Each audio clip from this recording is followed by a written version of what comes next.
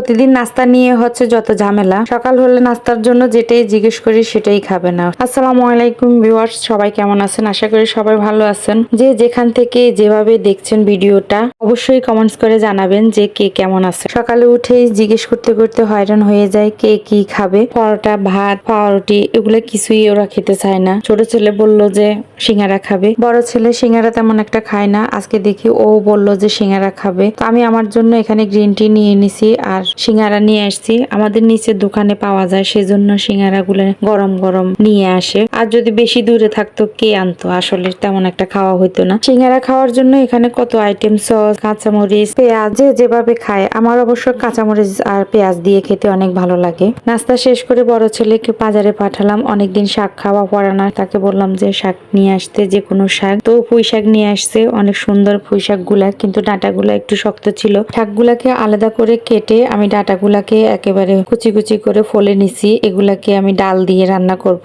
বুটের ডাল দিয়ে। আর এই রান্নাটা কে কি খেয়েছেন জানি না, তবে আমরা অনেক সময় এটা খেয়ে থাকি। পুঁই শাকের ডাঁটাগুলা মোটা হলে আর যদি বেশি থাকে তখন এগুলাকে ছোট ছোট করে ফলে আমরা ডাল দিয়ে রান্না করি। এটা কিন্তু খেতে অনেক মজা। আমার থেকেও আমার বড় ছেলে এই রান্নাটা অনেক পছন্দ করে, তো ভাবলাম যে ওর জন্য আজকে রান্না করি। সাধারণত যেভাবে আমরা ডাল রান্না করি সেভাবে আমি সব রকমের মশলা দিয়ে ডালটা বসাই দিছি। এক পাশে চুলায় নিয়ে গেছি, আর এক পাশে এখানে মাছের মাথাটাকে ভাজি করে নিছি। এটা দিয়ে আজকে শাক রান্না করা হবে, কারণ বাসায় চিংড়ি মাছ ছিল না, সেজন্য আজকে মাছের মাথা দিয়ে শাক রান্না করব। মাথাটাকে বেজে আমি উঠাই নিছি। এখন সেই তেলগুলা দিয়ে আমি মশলাটা কষায় নিব। পেঁয়াজ কুচি দিয়ে কিছুক্ষণ ভেজে তারপর রসুন দিয়ে আমি আরো কিছুক্ষণ কষায় নিছি, একটু ঝোল দিয়ে। আর বাকি মশলাগুলা দিয়ে আরো কিছুক্ষণ কষায় নিব। মশলার জন্য যে ঝোলটা দিছি ওই ঝোলটা শুকায় গেছে। এখন আমি তরকারির জন্য কিছু ঝোল দিয়ে দিব, অল্প একটু। ঝোলটাকে ভালো করে গরম করে আমি মাছের মাথাটা দিয়ে দিচ্ছি। এখানে মাছের মাথাটা যেহেতু ভাজা, সেজন্য কেটে রাখা কিছু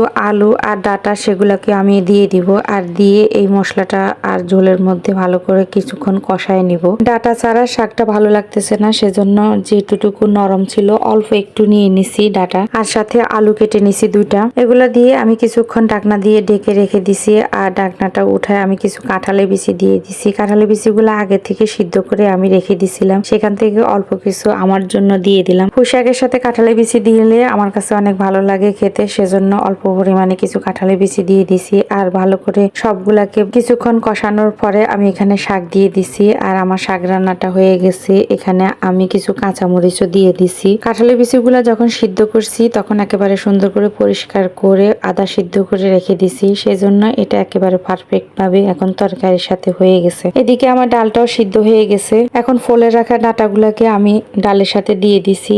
আর এটা বেশিক্ষণ এখন রান্না করা লাগবে না, কারণ ডাঁটাটা মুছতে বেশি সময় লাগে না। বুটের ডাল মুছতে একটু সময় লাগছে, কিন্তু ডাঁটা বেশি সময় লাগবে না। তো আমি আরেকটু পানি দিয়ে দিলাম এখানে, দিয়ে ভালো করে এটাকে রান্না করে নিব। ডাল আর ডাঁটাটা হয়ে গেছে, আমি কিছু কাঁচামরিচ দিয়ে নামিয়ে ফেললাম। আর এখানে বাগার দিয়ে দিচ্ছি। বাগার দেওয়ার কারণে আসলে তরকারিটা বেশি মজা হয়। বাগারটা দেওয়া শেষ হলে আমি তরকারিটা বাড়ায় নিব। আর বড় ছেলে তরকারিটা দেখে বলতেছে ও আমার পছন্দের খাবার, আজকে তো খাওয়ার মজা হবে। তো ওর জন্য বাড়ায় দিচ্ছি টেবিলে। আজকে শুধু ও একাই খাবে, ওর জন্য নিয়ে নিচ্ছি, আমি পরে খাবো। আর ছোট ছেলে নাই, ওর নানুর বাসায় আজকে স্কুল বন্ধ ছিল, সেজন্য ও নানুর বাসায় চলে গেছে। এখানে শাক তরকারিটাও বেড়ে দিচ্ছি ওরে। দুইটা তরকারি ওর প্রিয় খাবার, দেখা যাবে যে একটা তরকারি দিয়ে খাবে আর একটা তরকারি থেকে যাবে। ডালটা দিয়ে প্রথমে খাবে, এজন্য ডালটা আমি বেড়ে দিচ্ছি ওরে। আমি অবশ্য পরে খেয়ে নিচ্ছি, তখন আমি শুকনা মরিচ দিয়ে খেয়ে নিছি। আর এটার সাথে শুকনা মরিচ দিয়ে খেলে কিন্তু অনেক মজা হয়। যারা খান নাই তারা একবার হলো ট্রাই করবেন। আজকের মতো বিদায় নিব। সবাইকে অসংখ্য অসংখ্য ধন্যবাদ, সবাই এত এত সাপোর্ট করার জন্য। তো সবাই ভালো থাকবেন। আল্লাহ হাফেজ।